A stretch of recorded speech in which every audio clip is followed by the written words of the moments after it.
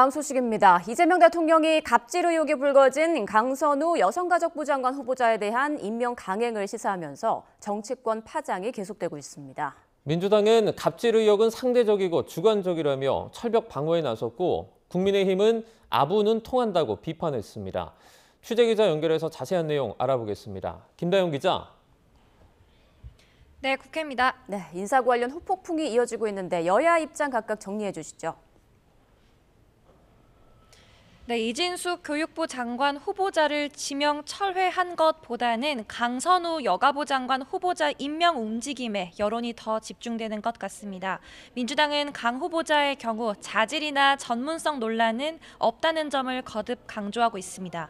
김현정 원내대변인은 YTN 라디오에 나와서 다른 의혹은 대체로 소명이 됐고 또 갑질이라는 게 아무래도 주관적일 수밖에 없다고 옹호했는데 직접 들어보시겠습니다. 갑질은 아무래도 좀 상대적이고 좀 주관적인 측면이 있지 않습니까? 최근에는 사실 전현직 보좌진에 반대된 그 진술도 많이 나왔다고 합니다. 민주당은 인사권자, 그러니까 대통령 결정을 존중해야 한다고 강조하는데요. 하지만 우상호 대통령실 정무수석은 라디오 인터뷰에서 강 후보자에 대한 결정에 가장 많은 영향을 미친 건 여당 지도부의 의견이었다고 말했습니다. 국민의힘에선 갑질을 독려하는 이재명식 인사, 또 정권 실패 지름길 등 비난이 터져 나왔습니다. 앞으로 강 후보자가 상임위원회와 본회의에서 활동할 때 장관으로 인정하지 않겠다고도 엄포를 놨습니다. 송원석 비상대책위원장은 아침 회의에서 한마디 해명도 없이 임명을 강행하는 건 불통 정권임을 자인하는 2차 인사참사라고 비판했습니다. 충성심과 보은을 기준으로 자리를 주는 1차 인사참사보다 더하다는 건데요. 발언 직접 들어보시겠습니다. 국민의 상식에 맞서 싸우겠다는 선전포고로 읽힙니다.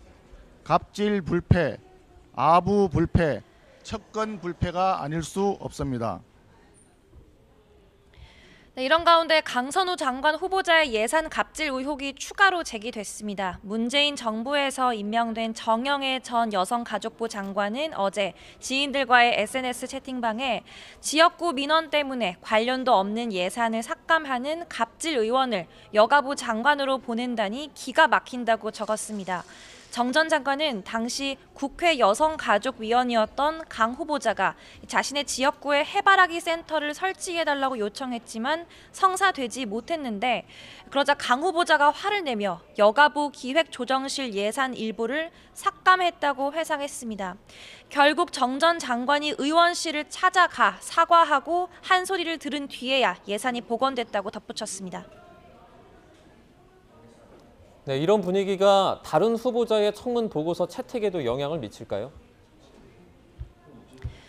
네, 우선 지명이 철회된 이진숙 후보자를 빼면 10명이 인사청문 보고서 채택을 기다리고 있습니다. 민주당은 일단 국민의힘이 협조하지 않으면 여당 단독으로 처리할 수밖에 없다고 압박합니다.